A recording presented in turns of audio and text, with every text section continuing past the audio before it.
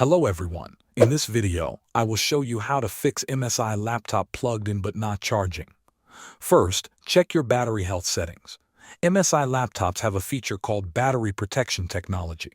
This feature prevents the battery from charging all the time, which can extend battery life.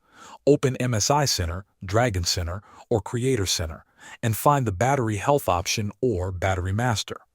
You will see three modes. The first is best for mobility. This charges the battery to 100%. The second is balanced. It charges below 70% and stops at 80%. The third is best for battery. It charges below 50% and stops at 60%. To fix charging issues, switch to best for mobility and see if the battery starts charging. Next, try performing an EC reset. To reset it, turn off the laptop and unplug the AC adapter. On the bottom of your laptop, look for a small pinhole with a battery icon. Press it for 30 seconds using a paperclip. If your laptop does not have this hole, press and hold the power button for 30 seconds.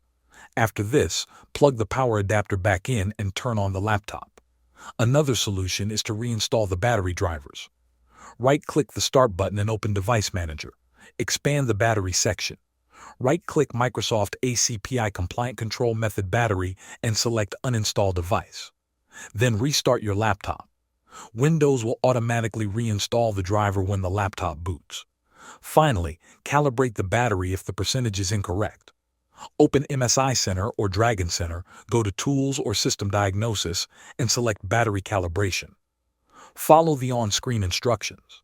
Keep the laptop plugged in during this process. Calibration may take several hours, but it ensures your battery percentage is accurate. Thanks for watching.